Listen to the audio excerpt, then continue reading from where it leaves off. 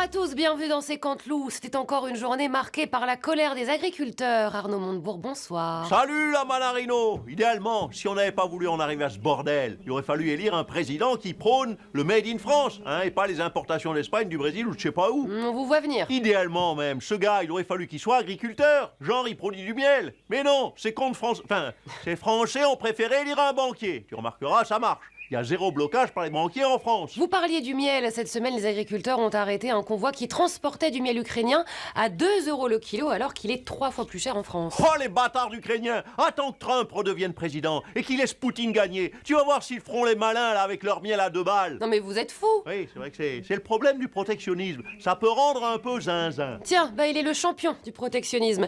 Vladimir Poutine, vous souhaitiez intervenir? Da, Vladimir touché par les problèmes apiculteurs français.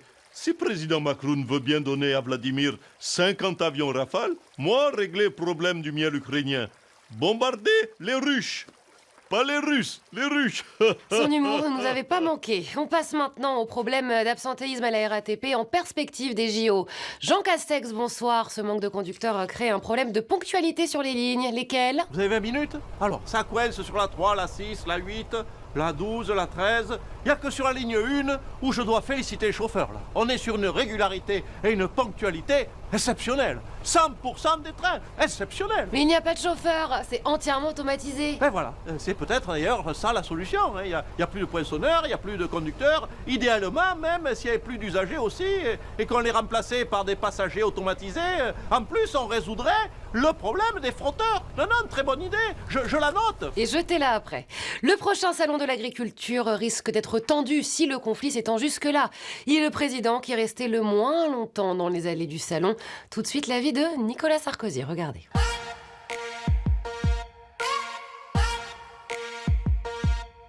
Alors, Nicolas Sarkozy, vous n'avez jamais été très proche du monde agricole. Écoutez, je suis né dans le 17e, j'étais maire de Neuilly, entre-temps j'étais un petit peu ministre de l'Intérieur, un petit peu président de la République. Excusez-moi de ne pas avoir eu le temps de passer mon permis tracteur. Oui, alors qu'avant vous, Jacques Chirac et François Hollande, eux, ont manifesté un attachement à leur terre corrézienne.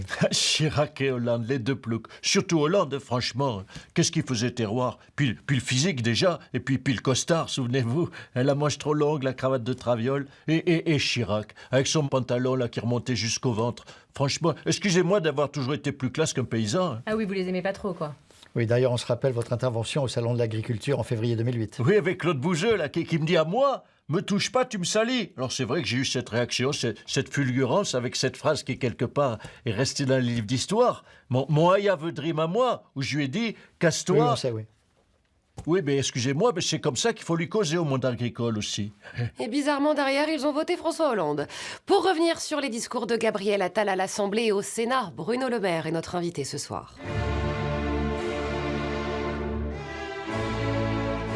Bruno Le Maire, bonsoir. Dis donc, qu'est-ce que j'ai dit? Éteignez votre plateau, c'est pas Versailles ici. Oui, désolé, j'ai toujours pas de bougie. Alors mardi, Gabriel Attal lisait son discours à l'Assemblée nationale et la tradition veut que le numéro 2 du gouvernement, donc vous, lise le même discours au Sénat et vous avez provoqué l'hilarité générale en lisant « Je suis né en 1989 ». Petit con d'Attal, va. Je suis sûr qu'il a fait exprès pour que je passe pour une truffe. Enfin, il y a d'autres moments d'ailleurs dans son discours où je suis passé pour un con. Ah bon, lesquels?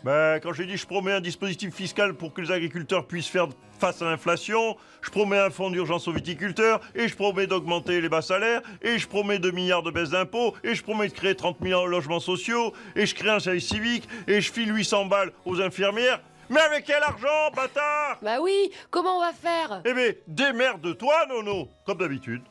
Emmanuel Macron, c'est ça la stratégie de l'exécutif? Démerde-toi, Nono? Bruno Le Maire, c'est mon paysan à moi. Il arrête pas de se plaindre. Non, je lui ai dit à Bruno, calme-toi parce que ce n'est que le début.